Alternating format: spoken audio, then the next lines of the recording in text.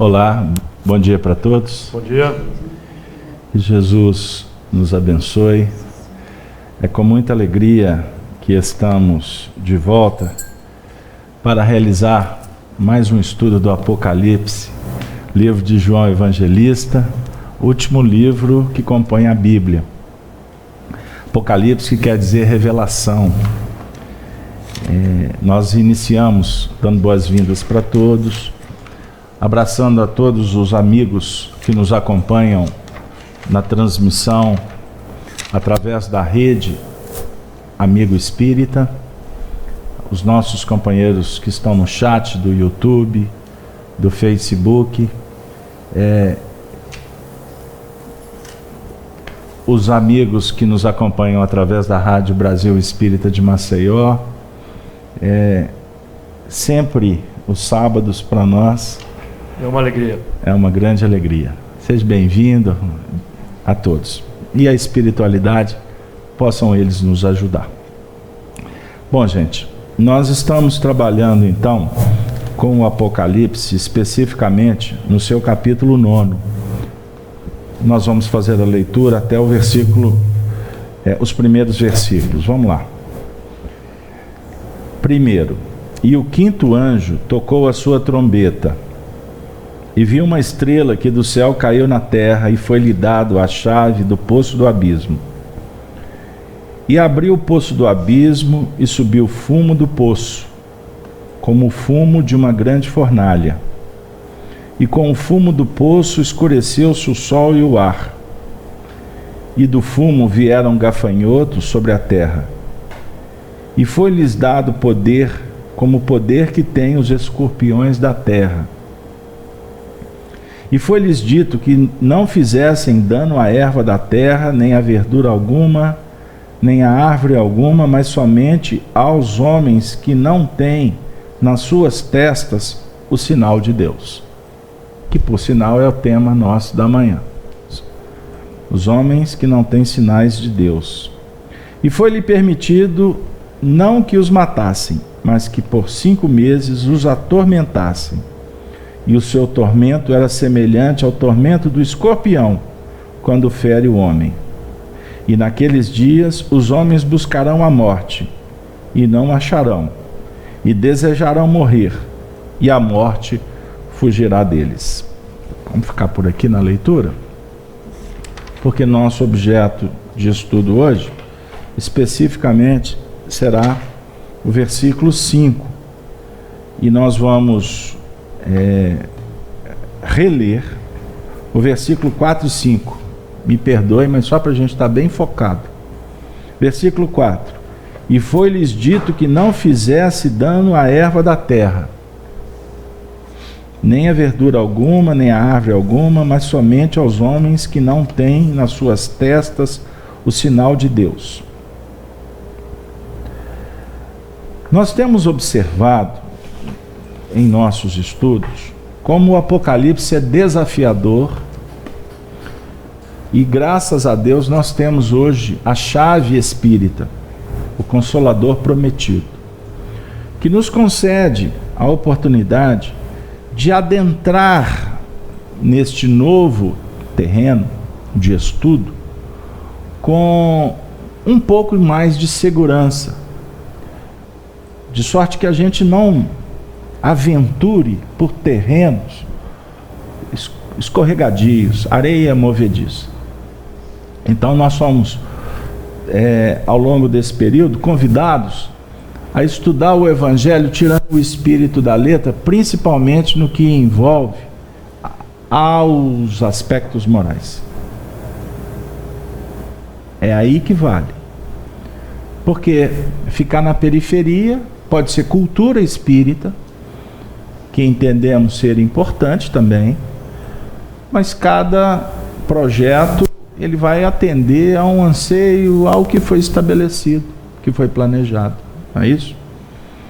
Então nós temos estudado muitas obras que nos ajudam a construir um pouco dessa estrutura que a gente tem trabalhado atualmente, principalmente em função das experiências que foram desenvolvidas por vários companheiros de muito valor, relembrando no aspecto mais particular da nossa região, Belo Horizonte, aonde nós tivemos Honório Onofre de Abreu, que tivemos a honra de estudar com ele por mais de 15 anos, tanto o Antigo Testamento quanto o Novo Testamento, todas as manhãs de sábado no Grupo Emmanuel, todas assim, né? Grande parte, que nem sempre a gente dava conta de ir. A preocupação do Honório era exatamente nesse sentido. A gente está muito focado nas questões doutrinárias, porque quando aventuramos, a gente pode até acertar em tese, mas né, vamos procurar trabalhar numa linha assim, filosófica, prática e científica. No versículo 4, trabalhado alguns aspectos, a maior parte deles na última semana, que diz assim: foi-lhes dito que não fizesse dano à erva da terra. Então a erva da terra, a verdura e a árvore nos remete ao reino vegetal, não é isso? E qual a dinâmica do reino vegetal? Por exemplo, a árvore. Como é que é o processo que ela elabora, Júlio? Sintetiza a luz, por exemplo, né? Ela capta a luz solar, ela se dirige, ela busca a luz e sintetiza a luz, transformando em alimento, e casa com os elementos do solo, que ela extrai pelas raízes que representam as bases. Então há o casamento dos valores do subsolo, sais minerais, que se conjugam com a luz. Aí há toda uma cadeia de produção dessa conjugação de luz e elemento que vem do subterrâneo, e produz um alimento, produzindo um alimento adequado. Então ela produz as folhas para si mesma, o fruto, o oxigênio. Então a árvore é o símbolo perfeito para a atuação, uma atuação que ela nos traz a ideia de uma atuação como deve ser a atuação humana, captando a luz divina, conjugando com os elementos que nós amealhamos na esteira da evolução, para oferecer um fruto adequado para quem conosco convive, o pão adequado, e o oxigênio simbolizando o clima psíquico, já que o oxigênio ele é um elemento do clima, da respiração. Então nós temos aí, por exemplo, a produção de um clima adequado, a sombra, e ao refresco, refrigério. Então, ou seja, a árvore é um símbolo extraordinário que Jesus, que é o grande arquiteto do Velho e do Novo Testamento, o Novo Testamento pessoalmente, e o Velho Testamento na condução dos profetas, dos iniciados hebreus, que trouxeram para nós revelações de grande expressão, principalmente Moisés. Então aí nós temos um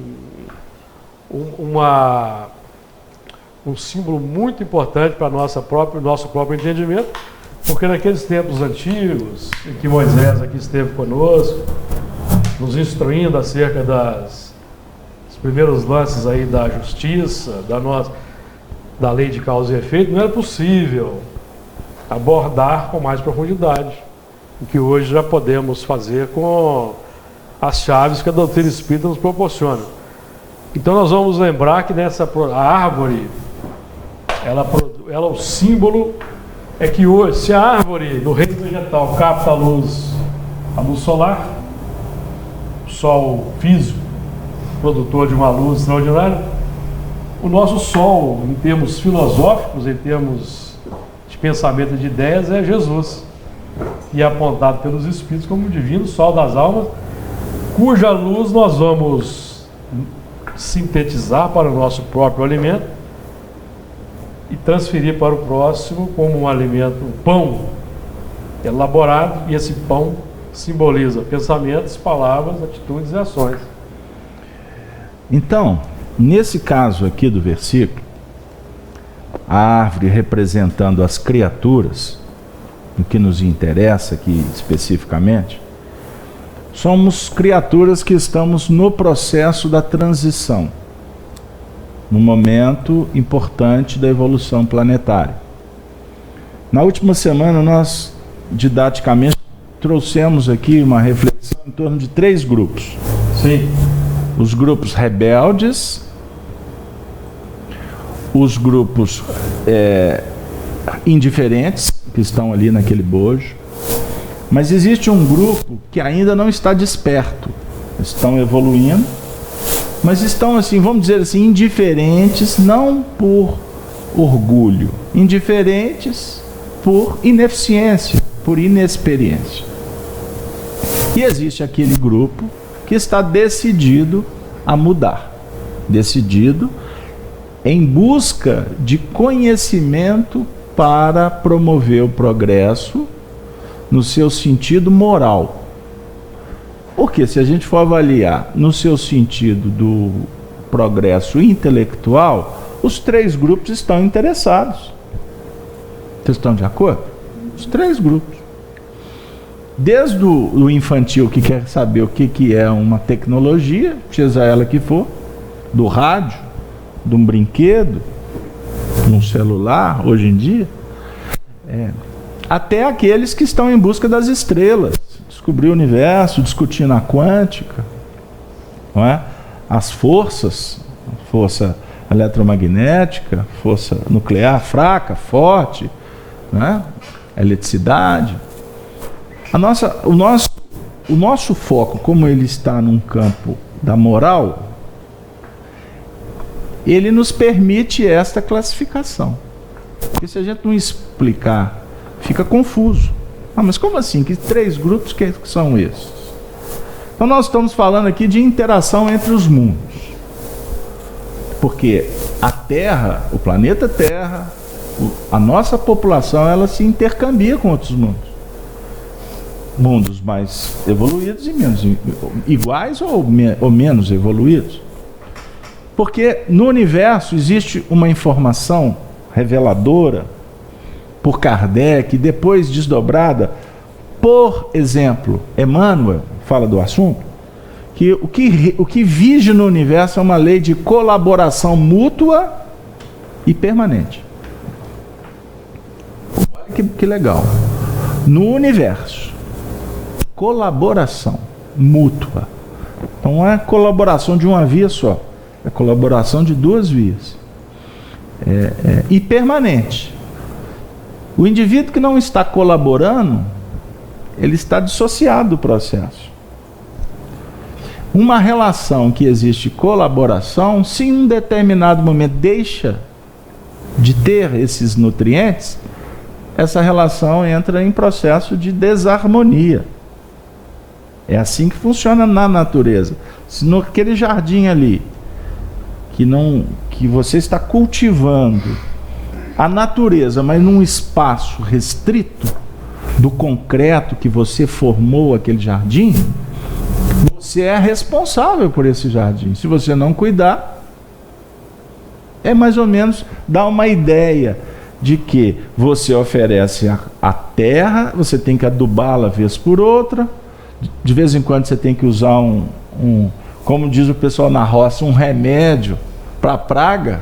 Aí eu faço, mas não é remédio, é veneno. Se você der remédio para praga, ela fica forte. A praga fortalece. Então, assim, aí você joga a aguinha, na época, né?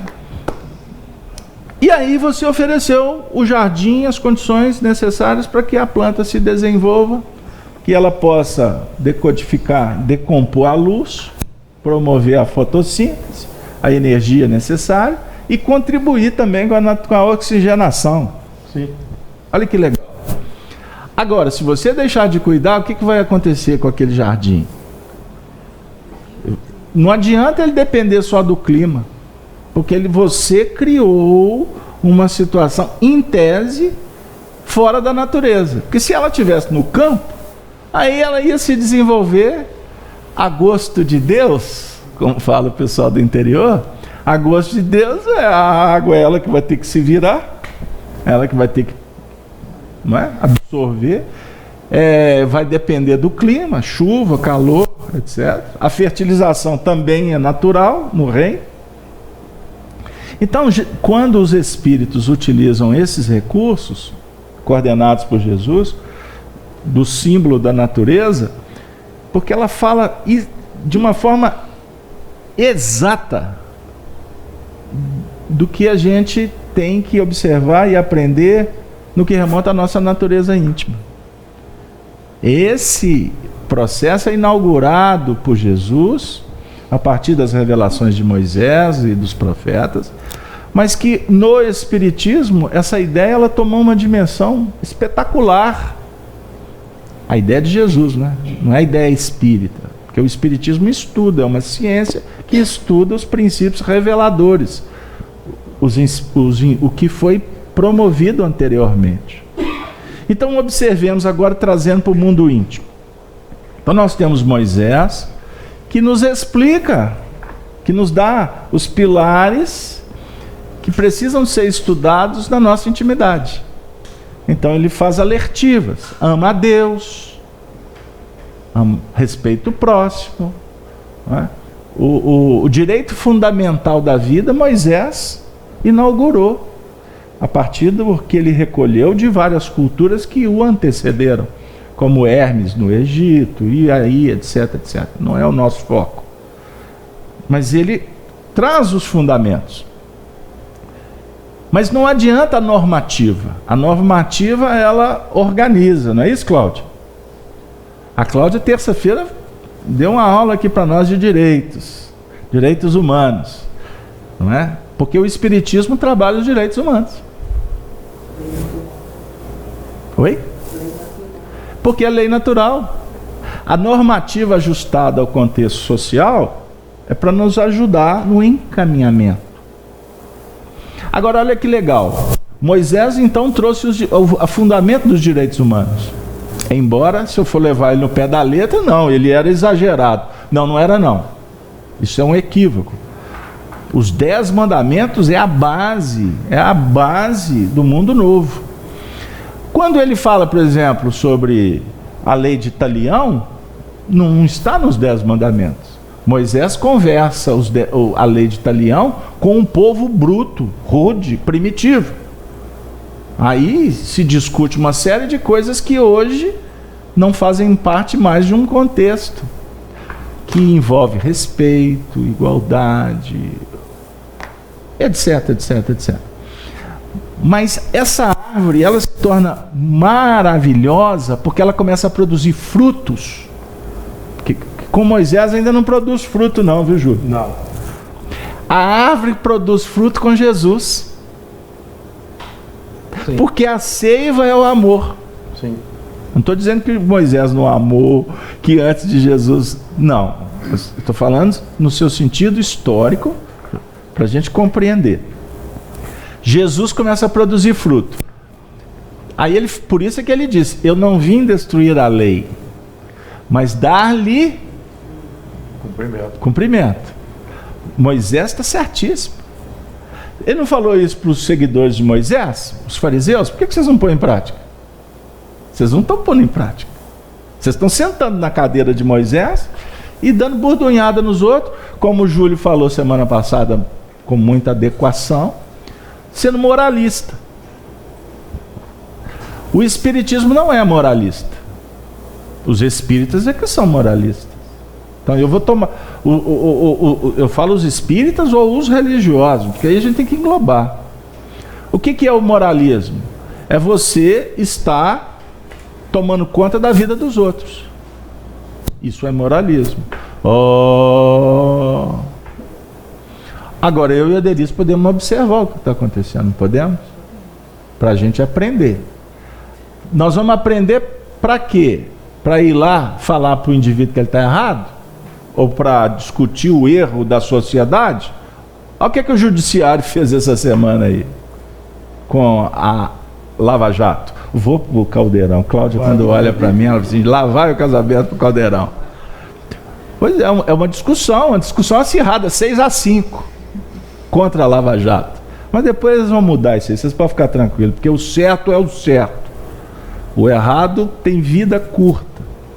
Então a gente discute, e eu estou falando isso de uma forma respeitosa, ok? Mas nós não temos que concordar. Eu não concordo de acordo com o nível de debate, de ideias, enfim. Agora, por nós dois, por exemplo, não concordar com o que está acontecendo lá no jardim, não significa que nós dois estejamos certos. Isso tudo aqui fomenta o quê? Conhecimento. Então, existe me empresta o pincel. Tem muito tempo que eu não passei por aqui nesse jardim. Você fez referência aí ao Jardim das Árvores do Conhecimento do Bem e do Mal agora no seu exemplo aí. Concorda, Denise? Existe uma relação muito legal na evolução, que é a relação entre estrutura e dinâmica. Isso é importante a gente pensar sobre isso. Nós estamos no aprendizado envolvidos dentro de uma estrutura social. Podemos falar? Claro. Social, familiar, inclusive espiritual, para ficar tudo dentro de um plano poético aqui, rimando. Social e tem outras. Estrutura. Nós estamos nessa estrutura FEAC, Casa Kardec, a estrutura de transmissão Rede Amigo Espírita, nós temos que nos adequar. A transmissão começa às 8h30, os espíritos iniciam a reunião às 8h30 e nós seguimos uma regra estrutural.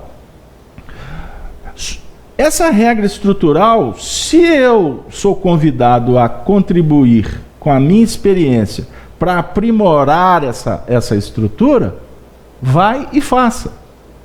Se você não foi convidado, ore. Ore para dar certo, mas você não foi chamado. Se você levantar o dedo e falar, eu posso dar um palpite aqui, você está arriscado, vai viver uma experiência desagradável, não pode?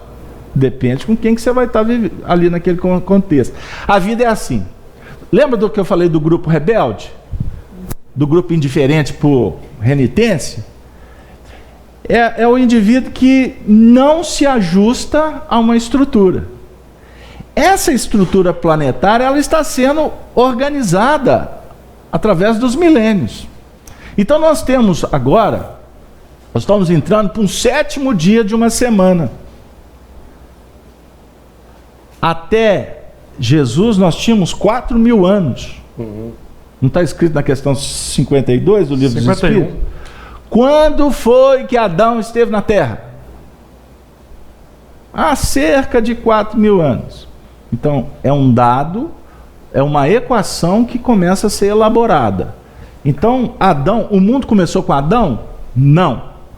Mas Adão ali, 4.000 anos, representa a chegada de um contexto de evolução planetária de milhões e milhões e milhões de espíritos que vieram, não é? Vieram para serem direcionados ou redirecionados dentro de um plano de evolução. Por isso que é raça adâmica. E a gente estuda com Kardec que essa raça adâmica vivia num orbe que estava em processo de evolução e essa raça não se ajustou ao plano estrutural deste orbe. A estrutura estava dizendo assim, nós estamos agora, para a gente ter uma ideia, no século XXI, tem internet, tem tecnologia, tem isso, tem aquilo, a sociedade se estabelece assim. Aí, faz de conta, seu Cedino, que eu começo a querer dar tiro na sociedade, soltar bomba na sociedade, eu não concordo com essa sociedade, eu quero viver o meu modo de pensar que vale e azar para os outros. Eu estou criando um problema com uma estrutura. Eu não estou adequado a essa estrutura. É o soldado que entra para o quartel e não aceita as regras. Ele não vai ser enquadrado rapidinho? O enquadramento aqui, ele é no seu sentido de ajudar para que estes espíritos entendam a estrutura. é educação. Muito bem lembrado. E existe um outro processo da dinâmica, que a estrutura ela pode ser rígida. Ela está ali, não tem, inquestionável. Mas existe um processo de dinâmica. Todo envolvimento numa estrutura existe uma dinâmica de como que você vai operacionalizar dentro dessa estrutura. Aí essa dinâmica tem a ver, e portanto, com aquele contexto de favorecer ou não, de abrir porta ou não, sabe? Circunstâncias que vão nos convidar a dar uma resposta. Então, repetindo, você dá uma resposta para a estrutura, e aquilo ali é assim. Mas você também é convidado para dar uma resposta na dinâmica da estrutura. Então aqui tem a parede, tem o endereço, tem o horário, tem a organização, tem um CNPJ essa casa, que funciona redondinho conforme as leis humanas. Mas aqui dentro tem uma dinâmica da relação, como que você vai tratar as pessoas que vão vir. Qual que é o foco da casa espírita? Cláusula pétrea de um estatuto de um centro espírita e de qualquer órgão normatizado espírita. Cláusula pétrea: estudar e divulgar as obras de Allan Kardec, ou seja, o espiritismo. Isso é a cláusula de um que está lá. Então isso você não mexe, porque se você mexer nessa cláusula pétrea, deixa de ser uma casa essencialmente espírita. Eu vou tirar lá. Não, ó, vamos estudar as obras de Kardec e as obras de Emmanuel. Como assim? Você está adulterando uma cláusula. Agora, a estrutura é estudar Kardec, estudar o espiritismo. Mas a dinâmica te coloca em condição de estudar as obras do Emmanuel. E como que você vai lidar com... Eu não posso substituir um artigo por né? Sim. Por uma pedra ali, uma regra estabelecida como um pilar de sustentação. Na nossa vida, vamos voltar para o jardim? Tem lá a estrutura, mas a dinâmica é que vai dar o fruto. E esse fruto é que caracteriza a espécie. Por isso que Jesus diz que já não pode ter a expectativa de querer que rosa dê figo, ou que uma figueira dê maçã. Não é possível. É um processo que envolve estrutura e dinâmica. Eis a evolução. Ô Júlio, tudo isso porque o final do versículo 4, mas somente os homens que não têm nas suas testas o sinal de Deus, esse tópico aqui é muito importante para a gente entender um pouco mais, inclusive, do tema. Por quê?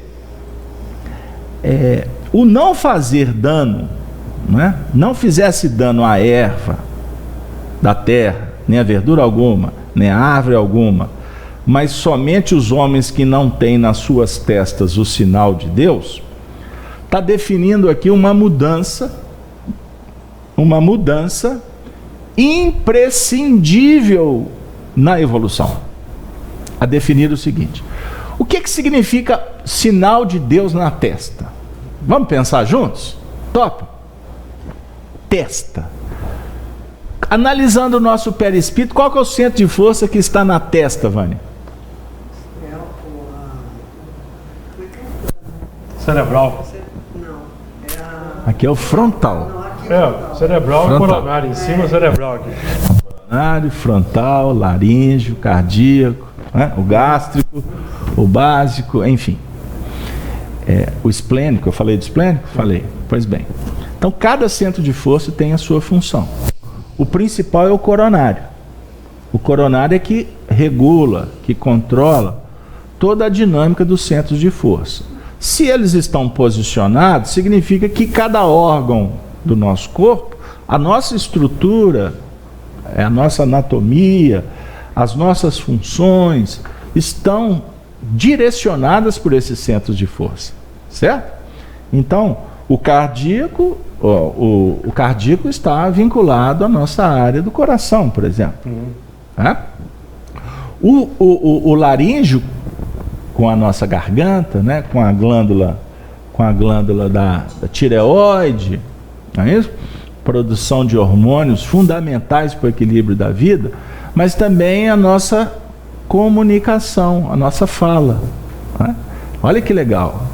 E não é só fala, é todo tipo de expressão. Então, um olhar... Não, mas o olhar... Não. O olhar, nós estamos falando de manifestação. Né? Como o falar. O olhar é no seu sentido de observar, de percepção. Tudo tem a ver com o laríngeo, certo?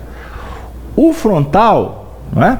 Ele tem a ver com as nossas funções intelectivas, não é? Mas também aqui se vincula à epífise, que está vinculada também lá no centro do nosso cérebro. Então entra aqui o processo da visão, da compreensão. É o receber e decodificar. Aqui é o expressar. Deu aí? Ficou claro? Estou falando de uma forma bem simples. Então aqui, inclusive que os orientais desenham, né, os hindus, né, fazem aquela marca aqui no centro, entre os dois olhos, que é chamado o terceiro olho. Então nós temos que refletir sobre a condição da mediunidade estar vinculada a este centro. Então quando a gente fala testa, ou quando o sinal de Deus na testa, ele está se referindo ao sinal nesse sentido. Não é? A nossa capacidade de se tornar, inclusive, instrumento da vontade divina. Que não é mediunidade também? Então nós estamos num instante que estamos em busca de um trabalho consciente. Nós queremos nos responsabilizar. Ficou claro? Então, se nós estamos em busca da melhora, você está com o sinal de Deus na testa. Mas se não, você não está marcado. Porque, na verdade, se os religiosos tradicionais levam esse sinal de Deus como se fosse um carimbo que vem de fora para dentro. Você nasceu marcado. Já viu aquele filme? Marcado para morrer? Não, marcado para matar, né? Sei lá. Ele é marcado, o filme. Não é? Então tá marcado. Deus. Aí alguém diz assim: ele está marcado, ele foi enviado para fazer um trabalho missionário. Tá, então só para não dizer que não falei das flores, eu vou passar para você agora. É óbvio que esse processo ele é de conquista pessoal, mas a partir do momento em que você se eleva, que você cresce, você pode naturalmente se estar se candidatando para receber uma outorga ou uma missão que venha de fora para dentro. Captou, seu Cedinho? O senhor gosta muito de falar sobre os enviados de Deus. Os enviados de Deus não foram escolhidos aleatoriamente. O enviado é aquele que se candidatou por melhora, por adesão consciente a uma vida diferente. Eu brinquei com um amigo do Rio de Janeiro, estava fechando com ele uma viagem aí para abril. Aí eu falei com ele assim por telefone ontem, sobre o Evangelho, que eu brinco que no Evangelho está escrito assim: muitos são os chamados e poucos os escolhidos. Isso é no Evangelho de Jesus. Olha o que eu vou falar agora. Agora vocês vão acabar de me internar. Mas no Evangelho do Carlos Alberto eu costumo dizer o seguinte, capítulo 1, versículo 3. Muitos são os chamados, até aí eu estou com Jesus. Eu não vou ficar contra ele não, quem sou eu? Senão eu perco o emprego. Mas aí eu completo dizendo: e poucos se escolhem. Adianta, vamos pensar, Vânia, você está sendo escolhido, você está sendo chamada para um trabalho, mas você não quer. Se você não for realizar, não adianta você ser escolhida. captaram como é que... O querer, de repente, não é o não querer, né? Tem outras... Sem dúvida, sem dúvida. Não, sem dúvida. Eu só estou na brincadeira das palavras. Por quê? Então tá, para entrar na sua vibe, é assim? Para entrar na vibe da Vânia, só para esclarecer, essas coisas têm que ser didáticas, não pode ter pressa. Quando a gente fala sobre o se escolher, na verdade, é lógico que existem questões que a gente quer e não dá conta. Por exemplo, existem outras nuances. Ou você quer... O querer, ele é fundamental. Nós estudamos aqui o querer, o ousar, não é? O saber e o calar. Querer, ousar, saber e calar. Isso é egípcio, lá do Hermes. O querer é a base. Querer. Mas não adianta você querer. Tira o olho da menina. Ô tia, me dá um pedacinho do doce. Tira o dedo daí, menino, que é só na hora da festa que pode. Né? Ah, então tá bom, tia. Eu vou ousar. Eu vou na festa. Mas aqui, a tia falou, não pode. Então lembra que eu falei, querer, ousar, saber e falar? Eu vou inverter a ordem. Querer, saber. Ela falou, só na hora da festa. Aí vem o outro verbo, calar. Eu espero. Na hora da festa, ousar. Agora sim. Aí não põe o dedo dentro da mão inteira. É assim que funciona o mecanismo da vida. Então, tem muitas nuances. A gente pode estar muito bem no trabalho, podemos ficar doente. Você quer, mas não está dando conta porque você ficou doente. Lembra que eu falei da estrutura? Você quer fazer, mas a estrutura não te permite. A gente que lida no movimento espírita, a gente enfrenta essas questões. Que num primeiro momento você tem que se adequar mesmo. Você tem que se adequar. Quando eu comecei em reunião mediúnica lá no Grupo Sheila, comecei a estudar aquela coisa, viajar, fui descobrindo. Aí o primeiro impulso de uma alma, eu fui descobrir isso muito tempo depois, é querer consertar, quando descobre a verdade, é querer consertar o mundo, quer mexer na estrutura. Aí depois que você vai caminhar por terras áridas, pedregosas, cheias de espinho, e indiferenças, ou você não pode mexer, é assim, é tradicional. Aí você vai perceber que o negócio não é, depois de sofrer muito, viu? Porque isso não é simples não. O negócio não é consertar o mundo de fora, é trabalhar o mundo íntimo. Aí você vai dizer assim, essa estrutura é importante, mas, por exemplo, não me atende. Não me atende.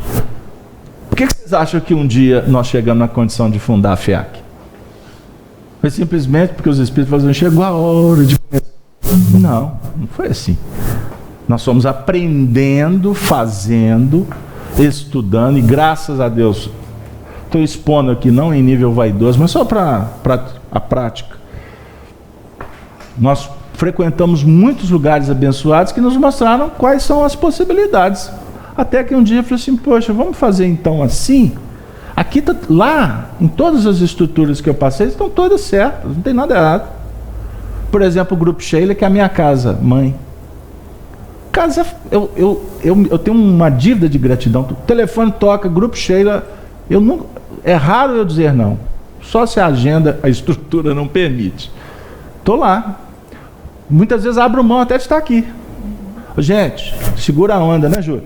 Grupo Sheila, está me chamando.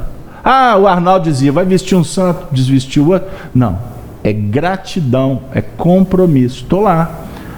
Mas não é uma casa que hoje me daria condições de fazer o que a gente faz aqui na FEAC.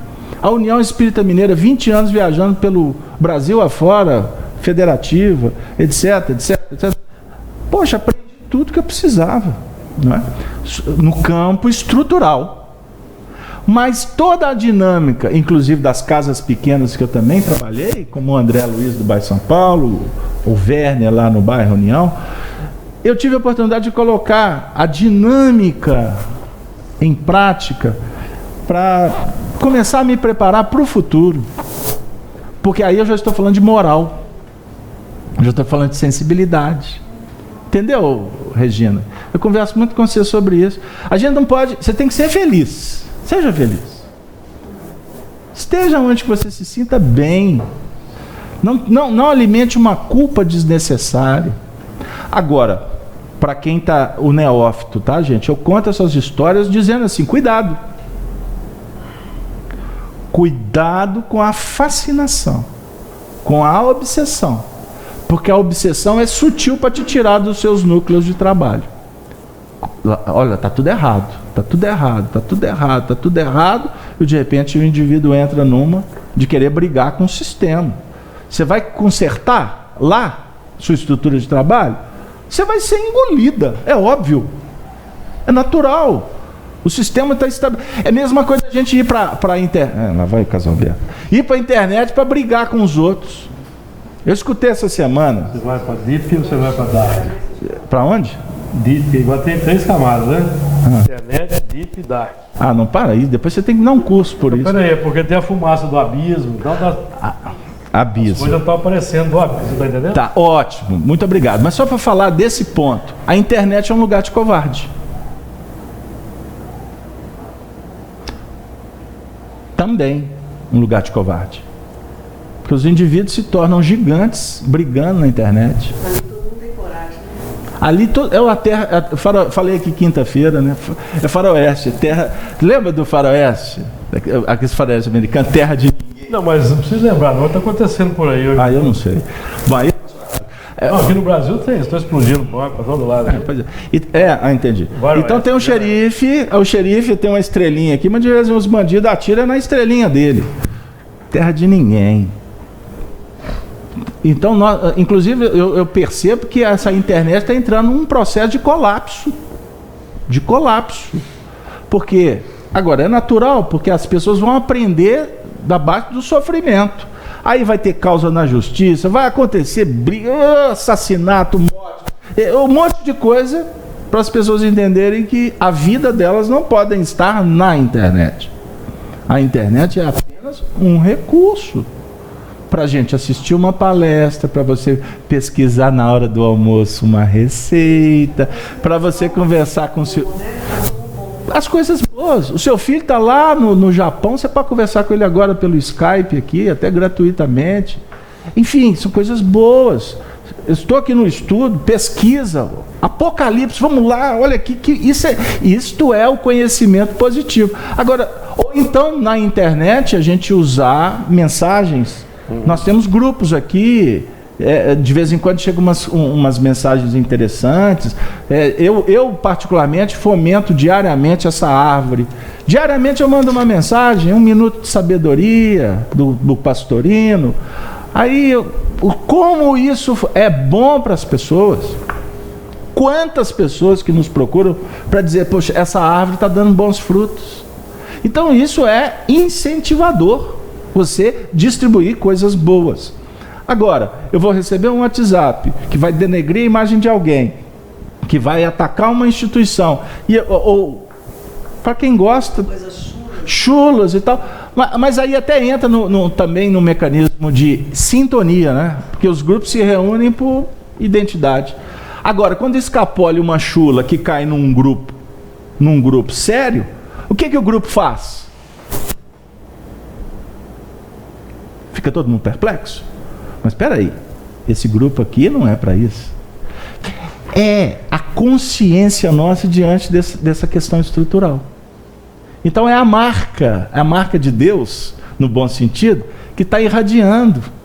Aí, você pode até entrar naquela vibe ali, naquela vibração, mas daqui a pouco você diz, não, esse negócio aqui não é legal. O Honório disse, não tem o sinal de que são operadores conscientes atuando com amor. Ou seja, só tem a marca quem está na faixa do amor. Porque o sinal não é de Deus, no símbolo. Então o sinal não pode ser do mal. Do eu. Do ódio. Do ódio. Do ódio. Excesso de eu. Eu quero, eu posso. Esses dias eu estava fazendo uma palestra e me veio essa ideia, falando do ódio. O ódio, o que é o ódio? É excesso do eu. Amor, porque o Chico definia que o contrário do amor não é ódio, porque ódio é amor doentio, adoecido. Então quem odeia, ama excessivamente a si mesmo, tudo que ele não está de conformidade com o que ele considera adequado, ele odeia. Então ele ataca. É o que nós temos visto aí no mundo.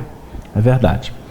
Pois bem, então, gente, essa marca é importante para que a gente possa compreender que ela é uma marca que vem de dentro para fora. Pode falar. Eu gostaria de fazer a pergunta do Arnaldo, de Santa Rita do Sapucaí, querido amigo que já está aqui aguardando. Ele perguntou o seguinte: estar fora do contexto, da estrutura e da dinâmica é um fator para a seleção dos seres que compõem a sociedade planetária? Aí coloca entre parênteses a Terra.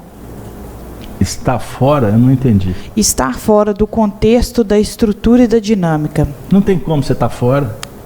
Tudo na vida está estruturado em alguma coisa. Provavelmente ele deva ter pensado naqueles que não querem, né? No sentido de estar fora, que eles não Já de não um mundo querem. de regeneração, por exemplo.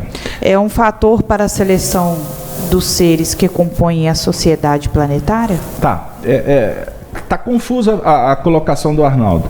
Mas assim, nós podemos, para ajudá-lo, e também até o nosso aprendizado, entender o seguinte: que quando eu falei, por exemplo, da estrutura do centro espírita, você, inserido nessa estrutura, você está inserido em outras estruturas também, da família, da sociedade. Não tem como você viver no mundo sem estar numa estrutura. Um cidadão, mesmo que ele não tenha CPF, que ele não tenha certidão de nascimento, ele está dentro de uma estrutura, não está, Cláudio? Ele está dentro de um contexto. Dentro de alguma delas, né? Ou a espiritual, ou a social, Sim. ou a familiar. Sem dúvida.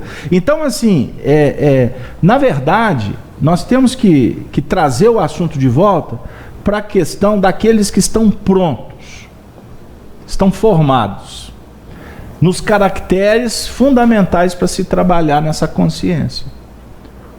Então, todos aqui estamos prontos. Não estamos? O que nós vamos fazer aqui, estudar Apocalipse? Nós estamos prontos. Nós estamos sendo chamados. Se você não estivesse pronto, você não estaria sendo chamado. Agora, o abismo, voltando, o abismo é aquela região do nosso mundo interior, com muitas camadas. E essas camadas oferecem o quê? Como substrato? Não é o fumo? Nós não trabalhamos? O fumo, a vibração. Fumo, não é? Aqui o versículo 3: e do fumo vieram gafanhotos sobre a terra. Então o fumo é como se fosse a ponte para que os gafanhotos, as serpentes se manifestam. O fumo não é o resultado de uma produção, de uma elaboração química.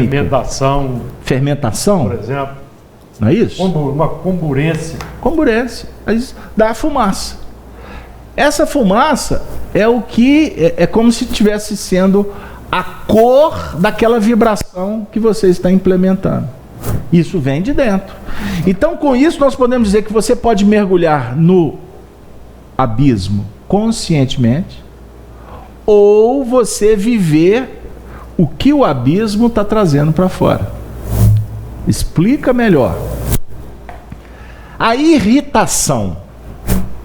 A irritação é fumo, é gafanhoto, é serpente que sai da nossa intimidade. Talvez semana passada a gente, quando citamos que os gafanhotos podem ser o irmão, o parente, o chefe, nós somos para o mundo de fora. Mas é só para dar ideia. Porque, na verdade, nós temos que estar atentos com o que está vindo aqui de dentro.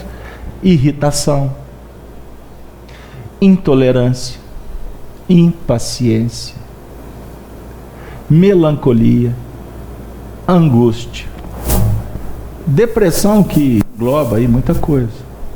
Isso está vindo. Você já teve alguém aqui, se já vai entender o que eu estou dizendo, um problema orgânico? O que mais acontece? Um problema orgânico, ele pode te trazer uma depressão, não pode? Pode.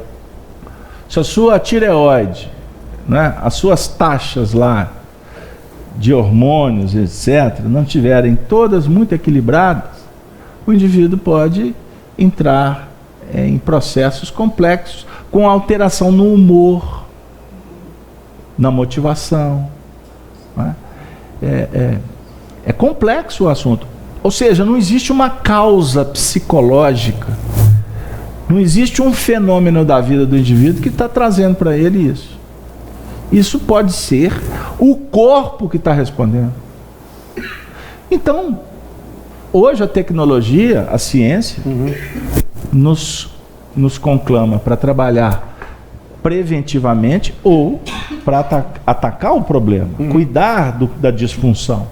Então você talvez precisa de uma medicação. Não é psiquiátrica, hormonal. Você precisa de uma reposição hormonal, o termo correto é esse?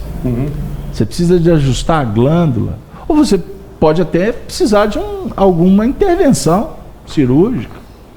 Ou seja, temos que, diante de um problema, a gente tem que descobrir o que está acontecendo. Agora, essa irritação, angústia, melancolia, seja o que for, pode estar sendo alimentada por você mesmo.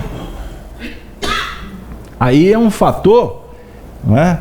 Que se existe o problema endógeno, o endógeno no seu sentido destas fragilidades orgânicas, nós podemos falar do endógeno no seu sentido psíquico também. Lógico. Ou seja, o endógeno aqui é o que vem de dentro para fora, certinho? Esse problema ele está aqui. Ele não está aqui, ele está aqui. Que está impedindo que essa marca que está fazendo com que essa marca da testa,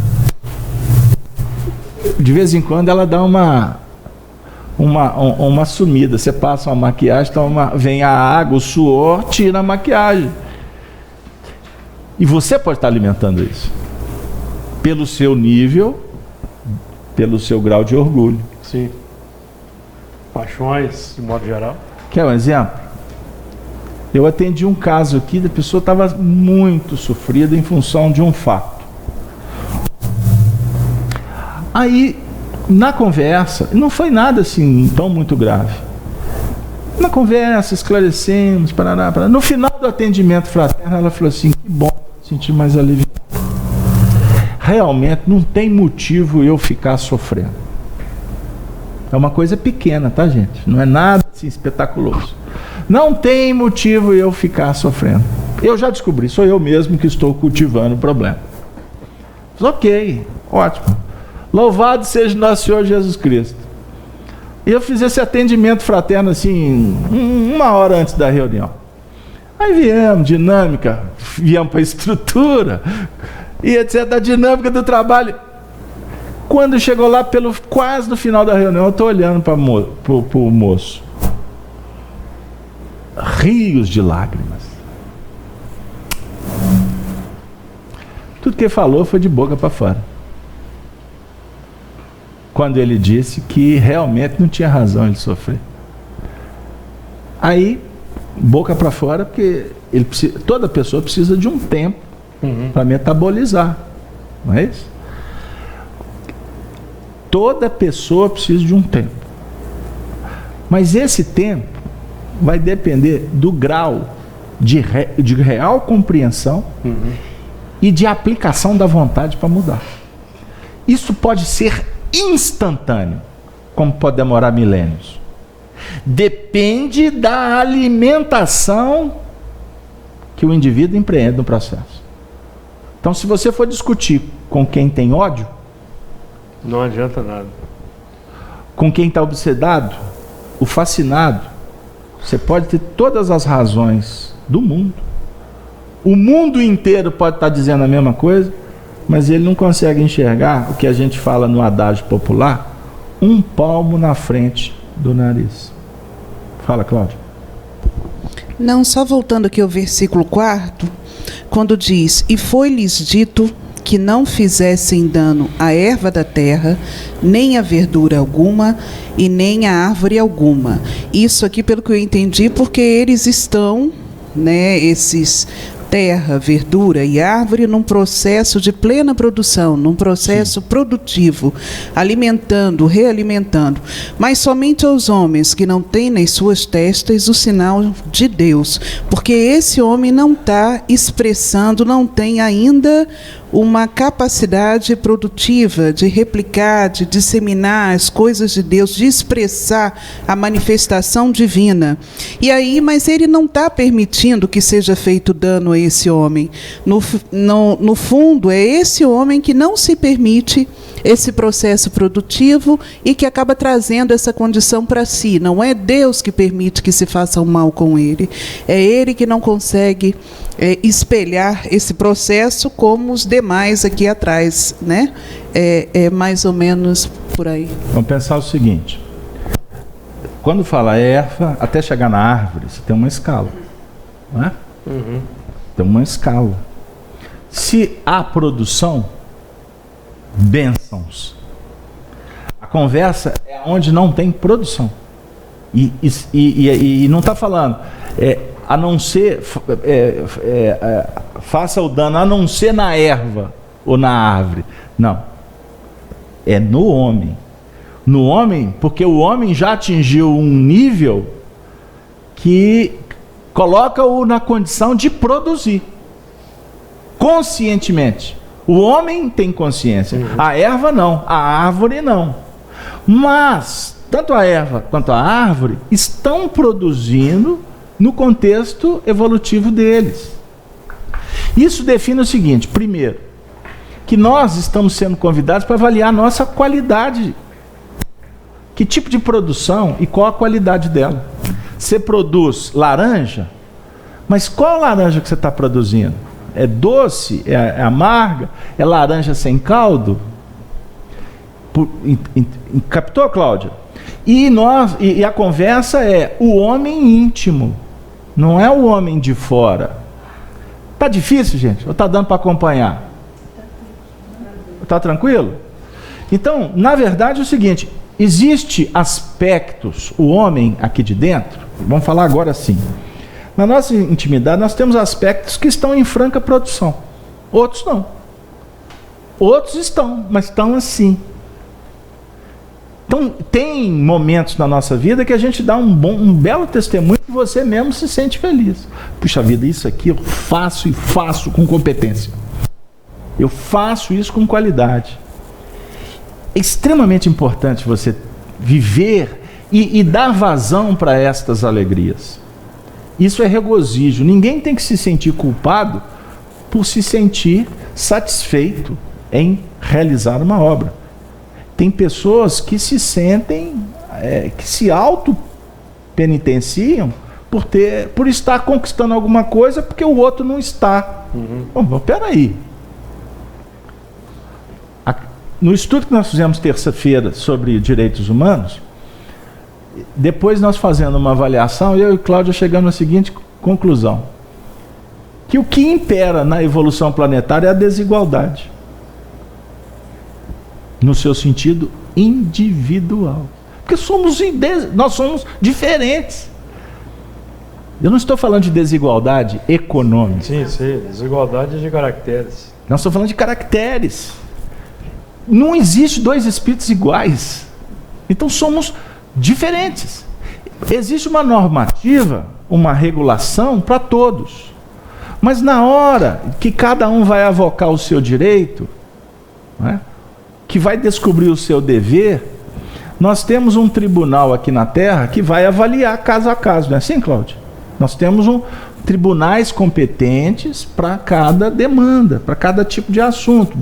Tribunal, a vara que vai cuidar da família, a vara do menor e etc. Então, cada um na sua especificidade. Agora, a regra ela é geral e ela vai se adaptar de acordo com as nossas necessidades. Ficou claro isso? No mundo íntimo, nós temos essa mesma jurisdição. Existem demandas que estão surgindo que a gente precisa de cuidar numa vara específica. Se um problema é orgânico, eu tenho que ir para o médico. Se o problema é psicológico, eu preciso de recorrer ao psicólogo, ao analista, ao psiquiatra. Eu descobri um tumor, eu preciso de um oncologista. Mas aqui a nossa conversa é que eu estou descobrindo, por exemplo, questões que envolvem a minha ruptura com a minha consciência. Aí se eu promovi uma ruptura, significa que eu não estou ligado. Se eu não estou ligado, eu não estou produzindo. Capítulo 15 do Evangelho de João. Anota aí, Cláudia, para você pesquisar em casa. Eu estou falando para a Cláudia porque ela que está anotando. Né? Mas assim, o que Jesus fala no capítulo 15 de João? Que Deus é o dono do jardim. Ele é o pomicultor, né? Uhum. E Jesus se autoproclama a árvore. Ele fala assim: eu sou a videira. E ele fala para os discípulos: e vós sois os ramos. Eu sou a videira verdadeira. E ele é a videira verdadeira. Olha que legal. Videira verdadeira. Porque existem fakes. Existem outras videiras. Mas tem no mundo hoje em dia. É. Então ele é a videira verdadeira. Aí ele fala assim: agora a vara que não estiver em mim, o que vai acontecer com essa vara? Com um ramo que não estiver na árvore? Seca. Seca, não seca? Pode ser enxertado em outra, pior, né? Então, Mais complexa. se está seco, aí ele fala assim: então é necessário que seja lançada aonde? No fogo. Morreu, tem que ir pro fogo. O fogo que dá a ideia da transformação. João Batista diz que agora, nesse momento, está posto o machado à raiz das árvores. Lembra lá no 3? Sim. Toda Sim. árvore que meu pai não plantou será cortada. Sim, muito, muito apropriado. Mas, ô Júlio, você me coloca em cada frio. Porque agora lá vai eu explicar o João Batista. Fogo. Ele está me jogando no fogo. Porque agora ele abriu um outro painel, que é fundamental. Você já mencionou, quando você falou da turma que está desconectada, do corte. É. Pois é, mas esses estão desconectados por escolha própria. Aí vão ser cortados e vão ser enxertados no outro jardim. Desculpa, é porque ele está lá na estratosfera, entendi. E eu estou aqui na... Estou pegando o gancho que você já falou. Entendi. Eu vou explicar qual que é o problema, eu e o do Júlio. Está tendo curto-circuito. Não é curto-circuito, não. É porque eu tô com a mente focada num jardim. Eu tô falando de planta. Você está falando de raiz, você está falando de terra. Aí ele falou do Machado. Só que agora ele já está falando dos deportados. Quer dizer, ele está indo lá para as estratosferas. Você que lançou a ideia aí, velho. Culpa é sua. Eu não. Mas, ou seja, então só do raiz que ele trouxe. Que nosso evangelho é evangelho de raiz. A nossa evangelho aqui não é Nutella, é raiz, não é isso? Não é Nutella. Tem evangelho Nutella, né? O ambiente bucólico, aí todo mundo chora, aí é Nutella. Mas aqui, o nosso choro aqui é de... Meu Deus, olha o tanto de coisa que tem que fazer. Por isso que eu choro. O João Batista fala do machado que vai ter que cortar a raiz. Então vamos pensar o seguinte: o homem que está dentro da gente que não está produzindo. Ou a árvore, ou o ramo que não está na videira. Ele tem que ser lançado no fogo. Então, já está no processo. Agora, quando o Júlio fala do João Batista dizendo sobre usar machado para cortar a raiz do que não está produzindo legal, já é uma outra dinâmica. Transmigração. Viu, Cláudia? Aí entra no que você colocou. Um exemplo. Eu estou descobrindo aqui. Eu vou jogar leve. Todo o estudo que nós fazemos aqui, nós recebemos informações sobre os estudos. Certo? Comentários. Todo comentário eu leio com a mesma atenção. Ele pode ser o comentário mais desairoso, mais desrespeitoso, ou o comentário mais estimulante. Eu olho para os dois com o mesmo olhar, procurando ter isenção. Eu não olho com o coração, eu olho com a visão crítica. Com o sinal na testa. Com o sinal da testa. Porque se eu percebo que um comentário ele tem fundamento, é o papel meu, como de qualquer um, quando identifica algo complicado na vida, de você ir lá e cortar isso. Até eu tenho o adágio que diz: corte o mal pela raiz. Pela raiz. mal íntimo, tá bom? Porque do outro, se você for cortar, você tá lascado. É do seu. É do seu mal. Você sabe que esse negócio aqui pode dar complicação. Então, seja estratégico. A ideia do João Batista é essa. Quer que eu leia o versículo todo? Vai lá. É versículo 10, capítulo 3. E também agora, Mateus. E também agora está posto o machado à raiz das árvores.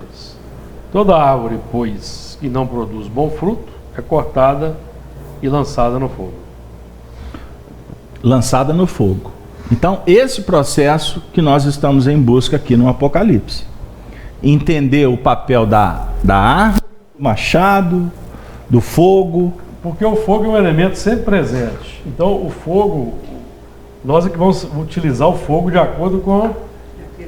Porque o fogo pode produzir a comburência que dá o fumo, mas o fogo pode também ser a consciência desperta, desbastando o terreno, abrindo a clareira, para você produzir adequadamente a nova plantação. Denise, quer falar alguma coisa? Oi? Dizia o filósofo, aquele filósofo é um machado de 2 legumes. É como dizia o filósofo futebolístico lá do passado, um machado de 2 legumes. Vamos lá.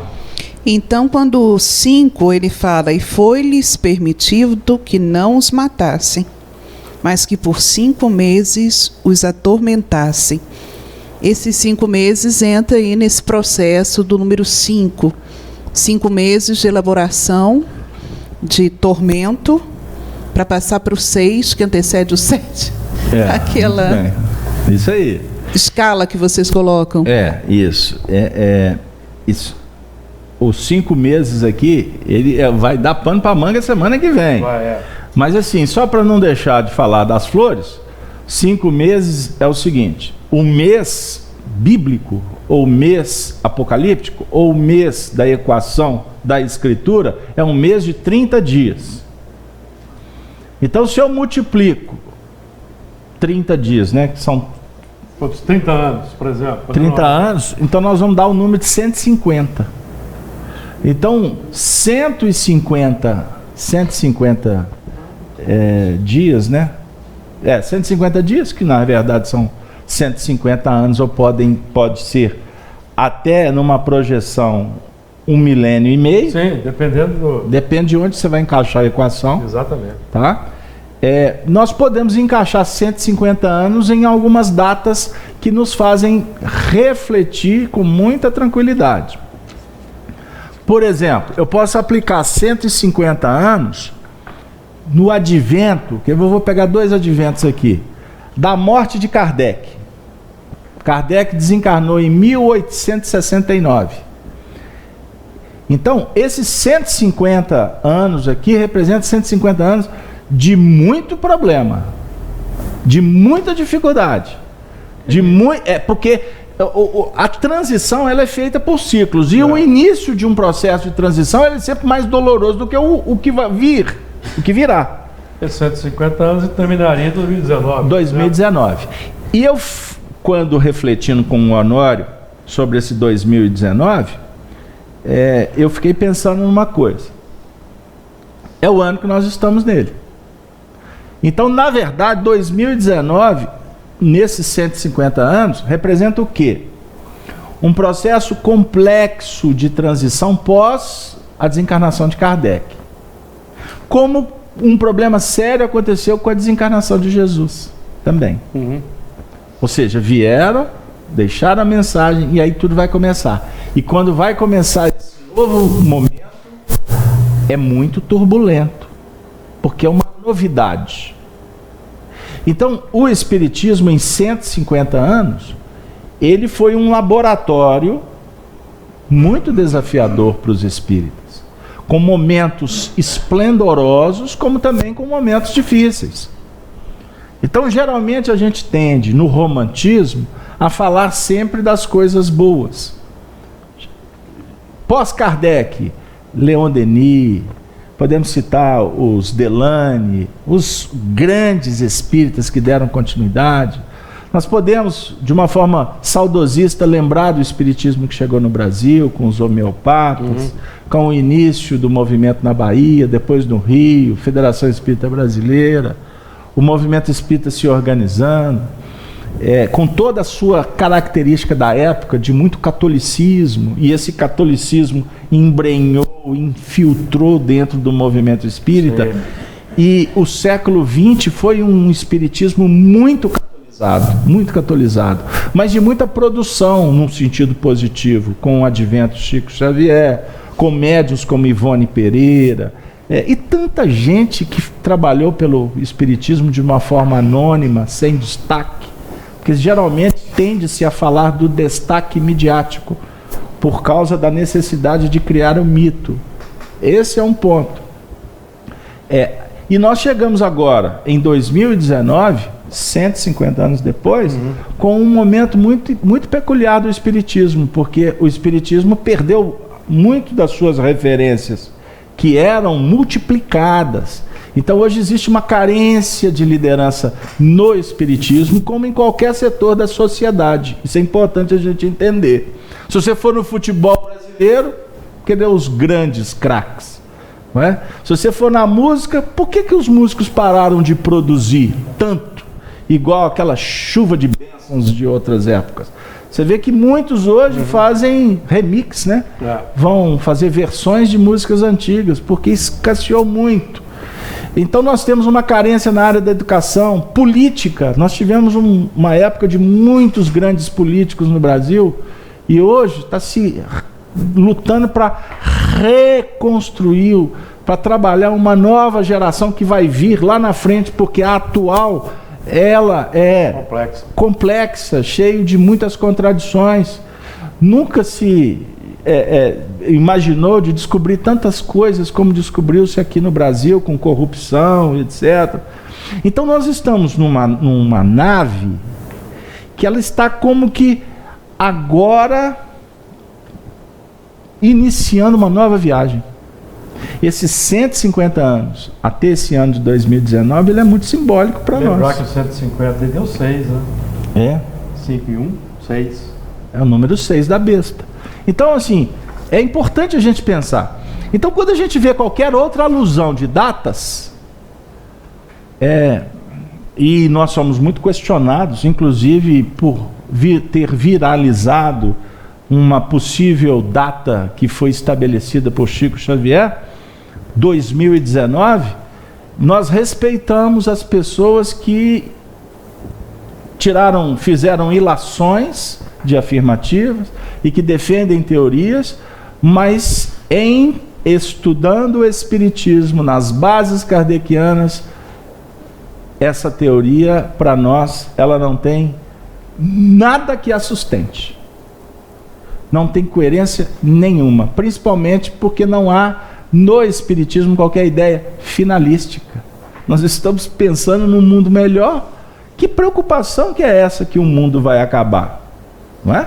Então, data limite é data limite, inclusive, para que as inverdades ou para que as teorias que tentam se sustentar como verdades, elas terão a data limite, elas terão o prazo de validade como qualquer ciclo na vida.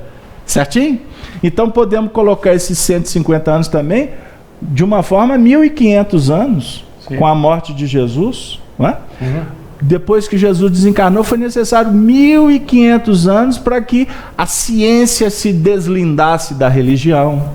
Tudo acontecendo no século XVI, com a reencarnação de espíritos que vieram fomentar o pensamento, a filosofia, a ciência na humanidade. Aí a gente vai citar N na religião, no século XVI, podemos citar Teresa de Ávila na Espanha, não é? Pedro de Alcântara, que é esse espírito magnânimo, não é? O Quinto Varro, lá do livro Ave Cristo, o Pedro de Alcântara, da Basílica de Petrópolis. Conheçam a Basílica de Petrópolis. É extraordinário. Isso me faz recordar de Arnaldo Rocha, Chico Xavier e Enio Santos entrando naquela catedral, e Chico Xavier narrando os dramas que envolveram a história do Brasil. Leiam essas obras. Cláudia, fala.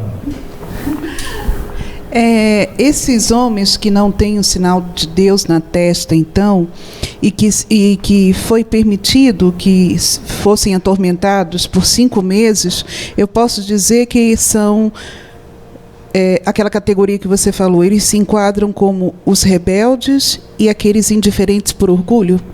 Veja bem, não. Eu acho que sim, não? Não. Aqui é o seguinte, eles estão a marca de Deus é a marca do amor.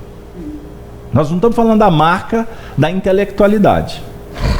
É nesse sentido. Ou seja, já tem a marca do amor, mas não estão produzindo. É nesse sentido. Tá?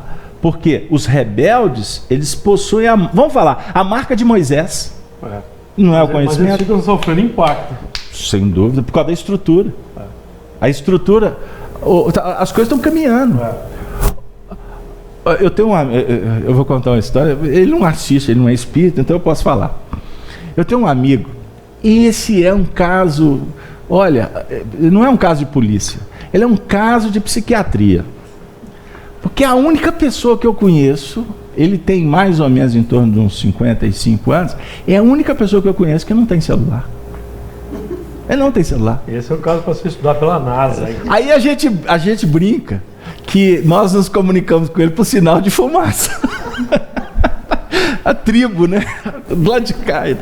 Gente, é cômico essa história. Cômico. No bom sentido, tá? Não é no moral, não. Mas eu estou falando de estrutura. Ele é um rebelde com relação a uma estrutura. Mas Casalberto, ele tem livre-arbítrio. Ok, ele tem livre-arbítrio, ele tem escolha, etc. Mas uma hora, como o Júlio falou, ele vai tomar um impacto. Um exemplo. Ele vai bater o carro, tomara que não, viu? Ele vai bater o carro num lugar. Olha, eu vou criar uma história. Ele vai bater o carro, ou furou o pneu do carro dele num lugar que ele não tem ferramenta, que ele não tem macaco, e ele não tem como se comunicar. Exatamente. Pegou? Entenderam? Assim? Não, é um exemplo válido, pertinente, porque precisa desse aparelho hoje. Pegaram aí? Até por uma questão de sobrevivência. O celular, ele funciona como um GPS, para quem não tem GPS no carro. Localiza a pessoa. Rastreia o telefone, localiza a pessoa.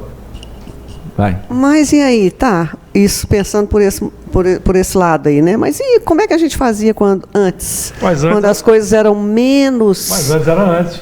Tinha menos estrutura, tinha menos... E não tinha celular, e não tinha telefone público, por exemplo, nessa situação, que a pessoa estivesse nessa situação que você está falando, num lugar, um ermo. E aí? Aí nós vamos... Então, foi muito ótimo. Gostou? Foi muito ótimo. Foi muito excepcional. Muito irado. Foi muito irado. Meu Deus. Mas, Vânia, nós não estamos... nós estamos num outro contexto. O celular aqui ele foi simbólico. Ele foi simbólico. Eu vou mudar para ficar ajustado a esse amigo meu. E essa história ela é lúdica e ela é pródica. Ele é funcionário, ele trabalha no Estado. Ele recebe o pagamento dele com o dinheiro que é acreditado numa conta. Ele, na época que lançaram o cartão, ele discutiu muito tempo para continuar usando o cheque. Ele não queria usar o cartão. Então, em nível estrutural, ele tem que se adequar, porque ele não vai poder nem usar o cheque, ele não recebe mais em espécie, porque o dinheiro vai sumir. Né? Vai chegar um tempo do Bitcoin, né? Bitcoin. Essas coisas aí de mais maluca, que eu tenho dificuldade também. Eu estou querendo até desencarnar rápido, porque a adequação não está fácil. Mas aí eu brinco dizendo o seguinte: é melhor. O CPU dele está meio caduco. Já tá. O computador já está igual o Fenemê que eu contei para o senhor. Desencarnar antes foi uma boa. Mas você sabe, Vânia, depois que eu acabei de falar, eu arrependi. Você sabe por que eu arrependi? Porque eu costumo dizer pro pessoal assim, há uns tempos atrás, era uma luta, né? Porque surgiu a internet, aí todo mundo tinha que fazer curso de informática. para aprender a mexer no computador, né, que foi valioso para muitas pessoas porque não aprenderam no trabalho profissional e tiveram que se adequar. Hoje costuma ser até meio redundante, talvez até fora de moda falar para alguém fazer um curso de informática, porque os meninos, a geração já nasce informatizada. Aí nessa época eu brincava assim, é melhor você fazer o curso de informática porque você já está preparando, porque depois que você voltar, você já está pelo menos um pouquinho com o caminho andado, você já está pelo menos teclando. O que eu quero dizer? Voltando ao que você falou, e ao que nós comentamos.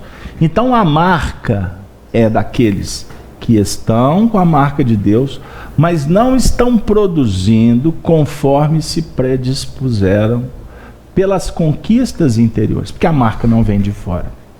Exato. Então eu estou aqui, quer ver um exemplo? Eu gosto de coisa prática. Eu estou aqui, estou falando de evangelho, eu estou com a marca aqui, certo? Não foi conquistado e também foi autorizado. Mas aqui eu estou falando do amor, do respeito, mas na hora que você expõe uma ideia que possa não atender ao que eu pretendo, eu permito que se expresse o fumo do abismo, a irritação. Eu sou, por exemplo, indolente, deselegante, ou preconceituoso, ou violento, ou outras coisas. Então eu tenho uma marca, a conversa é essa, eu tenho uma marca, estou na produção, mas eu ainda não estou interessado em conter o que está vindo do abismo. Essa contenção, ela é um trabalho permanente, de toda hora. Não, mas inclinações básicas. Ou seja, sair da zona, né? Pois é, e só para concluir o raciocínio, que ele é fundamental. Só que quando eu falo conter, eu estou me segurando. Mas você não fica só segurando, não. Não fica só segurando. Espera aí, por que eu fiquei... Sai daqui e vai embora para casa. Como dizia Arnaldo, né? Vai fotografar outro ambiente da natureza. Aí na hora que você estiver em outro lugar, que você estiver relaxado, vai refletir no porquê que você teve aquela intolerância. Você pode até ter conseguido controlar. Você passou um verniz e a Cláudia nem percebeu que eu fiquei irritado com a Cláudia. Certo? Não se dê por satisfeito, porque você não expressou. Vá para um lugar à parte e reflita na causa, nos motivos que permitiram que houvesse essa manifestação no seu interior. Ou seja, quando você estiver lá do outro lado, você está entrando para dentro do abismo. Assim, o que tem aqui que eu fiquei daquele jeito? Aí você está indo... É o que está inserido no Evangelho de Mateus, no capítulo 16, numa passagem intitulada A Negação de Pedro. Jesus perguntou: quem dizem os homens ser o Filho do Homem? Os profetas, etc. E vós, quem dizeis? Pedro falou assim: tu és o Cristo. Tu és o Cristo, Filho de Deus, Deus vivo. Aí Jesus falou para ele: bem-aventurado Simão Barjonas, porque o que te revelou não foi a carne, mas foi o Espírito. Lembra? Estão lembrados dessa passagem? Aí o que Jesus disse em seguida? Por isso terás a chave. A confissão de Pedro, que é a passagem. Deixa eu pegar aqui. Mateus 16, não é isso? Pois também eu te digo que tu és Pedro, e sobre essa pedra edificarei a minha igreja, a minha comunidade, não é? Igreja foi colocado depois. E as portas do inferno não prevalecerão contra ela. Tu és o Cristo. Muito bem, Pedro. Por ter reconhecido, por ter atingido esse nível de intuição, de percepção, o que vai acontecer? Você terá a chave das portas do inferno para você administrar.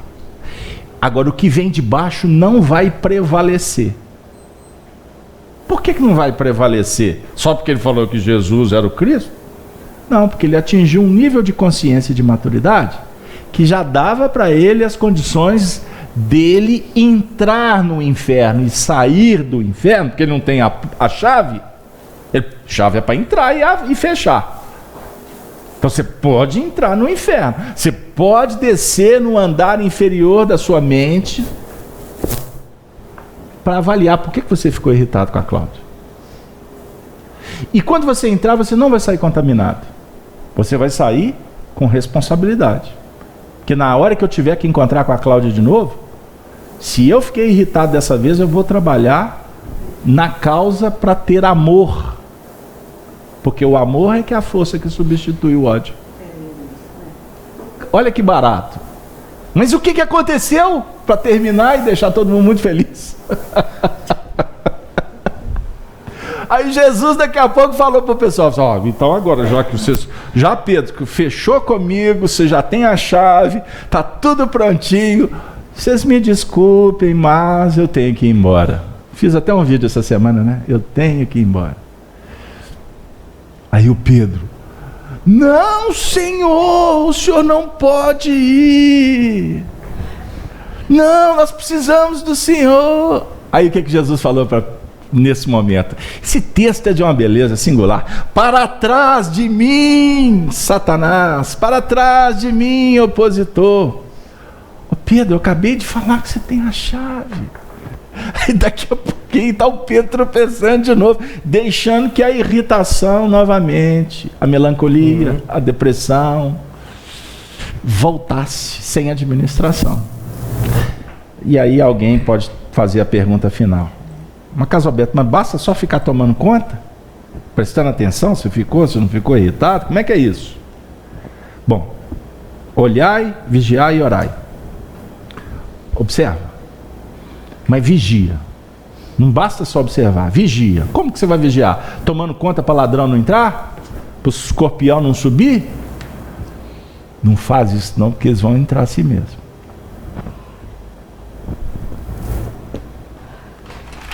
Como é que você vai vigiar? Trabalhando, amigo. É trabalhando que a gente se modifica. E o trabalho envolve estudo, reflexão, trabalho, reflexão, estudo, reflexão, trabalho, reflexão, estudo. Dá para a gente aprender, seu Cedino? Em alguns aninhos de vida? Precisamos de muito tempo. E graças a Deus, Deus nos concede. Por isso que a reencarnação é uma bênção. E a revelação espírita é extraordinária, porque o tempo todo os espíritos estão nos abraçando, nos envolvendo e nos ajudando nesses mergulhos complexos.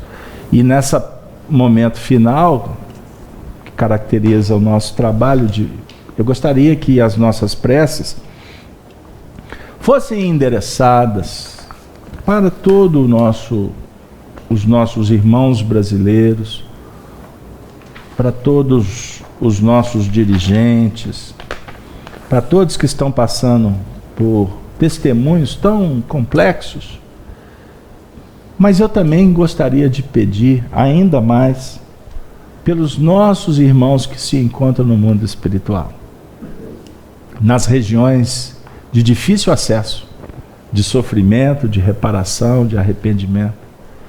Porque no vale das sombras costuma o filho chorar e a mãe não escutar. Então as nossas preces são por aqueles que a gente não conhece, por aqueles que estão perdidos no mundo espiritual e algumas vezes até estando conosco e nos incentivando, nos envolvendo a termos doenças psicológicas espirituais. Quando a gente aprendeu o valor de orar pelos espíritos, nós vamos adquirindo amizade com eles, respeito com estes amigos. E existem espíritos que se aproximam daqueles que oram por eles. Já sabem que ali terão um manancial.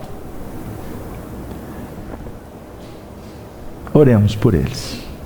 Eu gostaria de, então, agradecer a presença de todos. Foi muito valioso o estudo de hoje para mim, eu aprendi muito. Foi muito bom ter convivido com vocês e eu queria parabenizar o grupo, porque o grupo está firme, vocês estão assíduos. O nosso grupo tem uma ou outra oscilação. Isso caracteriza a importância do trabalho para nós, porque somos os maiores necessitados. E os nossos amigos internautas que nos acompanharam ao vivo com alguns problemas técnicos ou vão ver o vídeo posteriormente, que todos se sintam abraçados pela equipe de Allan Kardec e por nós que somos apenas repetidores, somos apenas instrumentos e também muito beneficiados com tudo que a casa de Kardec tem oferecido por nós. É muito bom estar com vocês, é muito bom estar em família. E vocês fazem parte da nossa família espiritual. E sentindo muito a presença agora de Chico Xavier, nossa alma querida, do espírito de Sheila e Meimei, que nos abraçam carinhosamente como benfeitoras, o Chico como esse amigo de tantos momentos, a gente agradece, inclusive pedindo proteção para esse momento tão importante para nós, porque no próximo mês estaremos lançando mais uma biografia que envolve Francisco Cândido Xavier. Que Deus nos abençoe. E assim eu gostaria de pedir que a Cláudia Amaral fizesse a prece final em nome de todos nós. Bom final de semana para todos. Que seja.